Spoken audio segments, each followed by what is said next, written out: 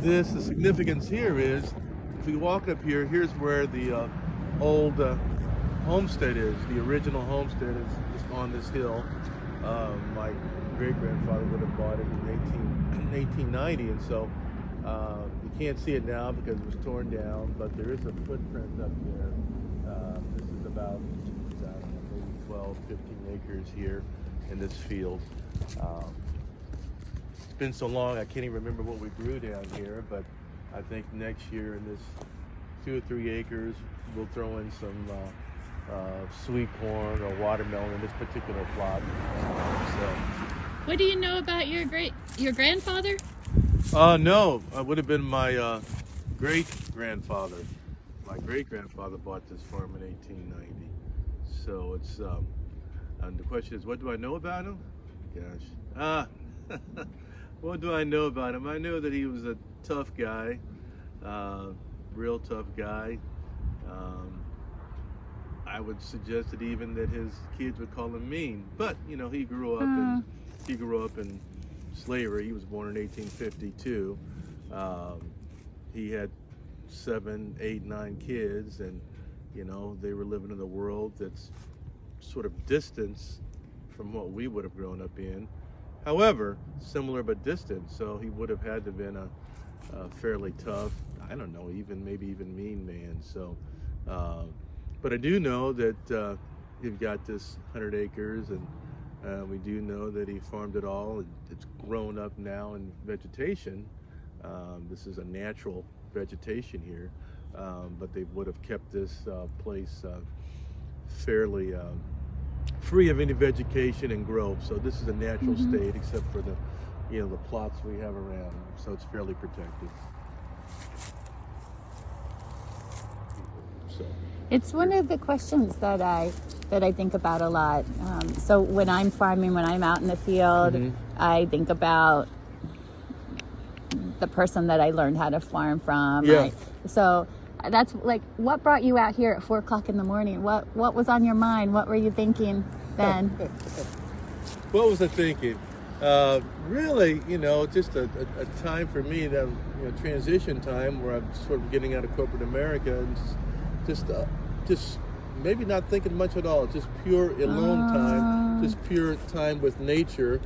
The road has gotten a little bit busier because they just paved it within the last 10 years, but just alone time, nature, and just appreciating, you know, whether it's, you know, I see a hawk or an eagle, and getting done what we need to get done in order to cultivate this ground. So, of course, we think about, you know, my father and grandfather and great-grandfather, and you know, and I tell the kids, well, that ought to bring chills to your spine, because, you know, you're 5th, 6th generation, and so we think about that, and perhaps, you know, what they did 100 years ago. We had a lot of hogs down here, but we were able to do things that, you know, perhaps are still in vogue now, and you know, the, you know, rotation, and do a lot of sustainable practices that Father would have taught me years ago. You know, the intensive crop rotation, rotational grazing, cover crops, you know, leaving fields, you know, fallow after this, you know, typically after the 7th year. And so all those things, you know, would have come back to me when I decided to, here's what I'm going to do, and here's how I'm going to have my fun for the rest of my life, and that's growing. So that's how simple it is. You can't throw your history away. So here we are. We had cattle up here. Of course, it wasn't grown up as such, but we had cattle here. This is a pond. Back in those days, the winters were cold. Remember cutting ice for the cattle, right? So we did all that. It goes all the way back, and I'll show you a little bit later the other part of the field. It goes fairly way back, and this is used for hunting. We have pre-Columbian Native American graves up here. Really, really interesting. So our native indigenous peoples, they, you know, lived on these hillsides, or on these big, big mounds in Platte County. here and over here. So you're right there in the middle of having the memories of the old ways from farming with your folks. Yeah. And then the current way of farming. Yeah. So you bring a lot of knowledge of equipment that farmers today don't have. Right. You know, and the easy sort of perspective on that, I was fortunate enough to have mentors and just go around and pick brains of the old guys. Yeah. You know, my father wasn't around anymore, but just pick their brains on particularly the vegetable piece of which we do. I grew up in a grain farm, so I knew how to do the grain farm. You know, we had expensive combines and trucks and everything and threshing machines, but you know, getting a point of view for growing tomatoes and growing them in the drought and how to make them survive when other folks can't survive, and all the little tricks and nuances I would have got from some of the old guys, and now I'm one of the old guys. Yeah. How did you meet Dave, or how did you connect to these old guys? Well, they've been up here since I was a kid. He would tell me stories about farming with my dad, and him on one tractor and dad on another tractor, and doing plowing contests and going fishing in the river. And so they've been here for a couple of generations as well too. He's actually one of the younger ones, but he was again a vegetable farmer, one of the last ones left. His son's one of the last ones left, so I'm not sure what's going to happen to his farm, but just knew them since kids, and just around them, and figure out, well, who am I going to talk to when I'm doing this? I can read a book, but it's a little bit different than when you go and talk to someone and sit down with them and share with you all the mistakes they've made and all the plants they've killed, and so you don't try to make the same mistakes.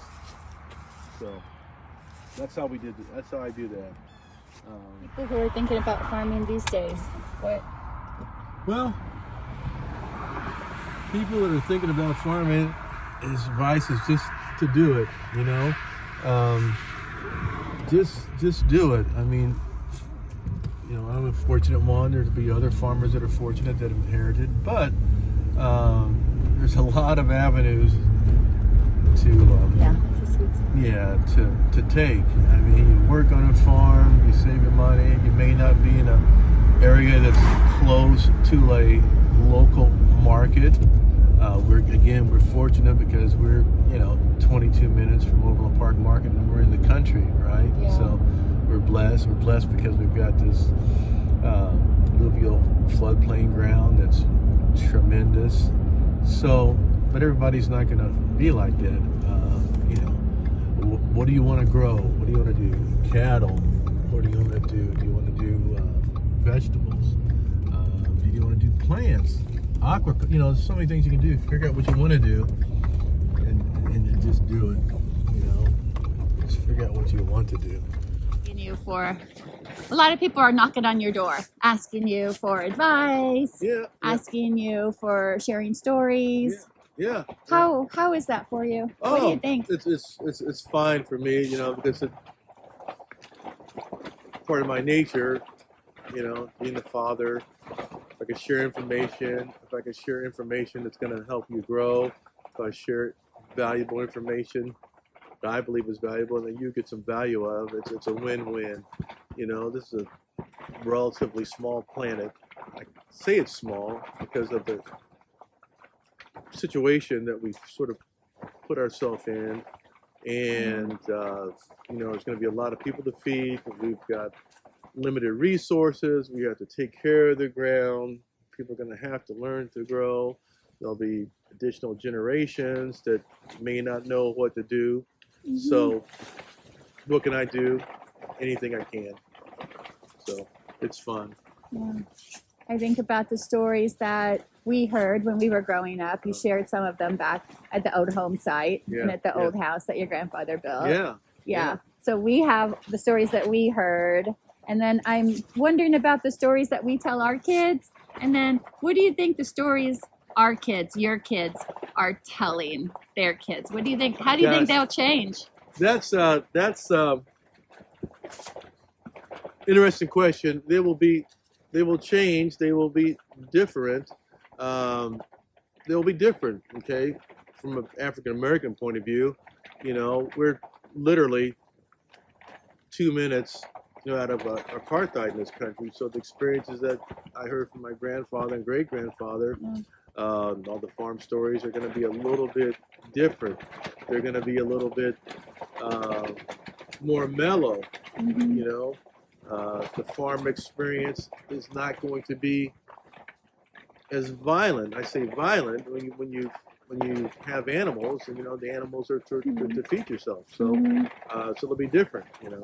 So my kids didn't harvest animals. We did. So the stories will be different, and that's okay. But they not forget those stories, and the long haul that it would have taken their ancestors to just to have a piece of America. Right? So walking this land, you feel connected to the great grandfather's stories and grandfather. Yeah, you're connected to your history. You're connected to your legacy, and then on top of that, you have a desire and a will to grow. Right? I mean, our father could have been a pilot, and I could have been a pilot, but the legacy coupled with a desire and an inclination, and a DNA that you got to grow and you got to create, and so it works out well. So perhaps we talk about is, what do you want kids to get out of this? What do you want kids to learn from this lesson of diversified farming? Well, I would like for them to, most importantly, from my perspective, is develop a lifelong relationship with nutrition. Develop a lifelong relationship with nutrition, because this is going to be connected to your health. I want you to understand that everything in a grocery store is not going to be beneficial to you. It's not going to be good for you. I mean, that's the reality. I can tell you that. I'm working with doctors now, trying to develop protocols and hopefully prescribe vegetables, certain vegetables. So understand what you're eating, understand why you're eating it. If you have questions, ask your parents. If you want to go visit a farm, ask your parents to go visit a farm. Get engaged. It's a whole different world.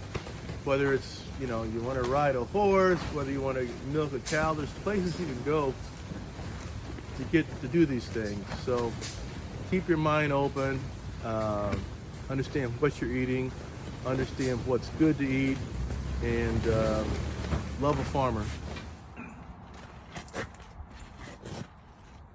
So Mike, I want to thank you for showing us around today, showing us all this place and this land that has been so valuable, so important to your family for all these years, sharing stories that... You're very welcome. Yeah, I know, it's long past due that I came up to visit. Glad to have you here anytime. Appreciate it. So you're now one of the elders in the community. Sorry to break that news. Sorry to break that news, yeah. I get reminded about that. But not the oldest, but one of the elders, yep. We appreciate the work that you do and how you always say yes. You always show up and share what you have so that everyone has what they need. Yeah. My pleasure to do that. Really, anytime, if I can help out anyone that wants to learn how to farm, that has questions, because, quote unquote, some of the old guys took time to sit with me and show me and talk with me. We have a neighbor that's young, right up the road here, that wants to learn how to farm. She's helped us over the last 2 years, which is really unique. A young woman that just wants to farm. So we help in any way we can.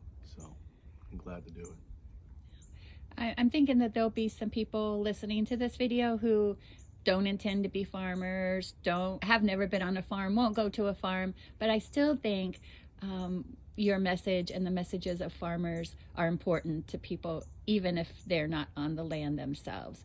there's a certain connection that happens when a person walks land and then remembers the history of the land. Right. And absolutely. And the key thing I want them to think about is that, you know, every day you may not realize that a farmer touches your life. Every day you don't want your surgeon to touch your life. You don't want your dentist to touch your life. But every day I guarantee you a farmer is going to touch your life if you eat.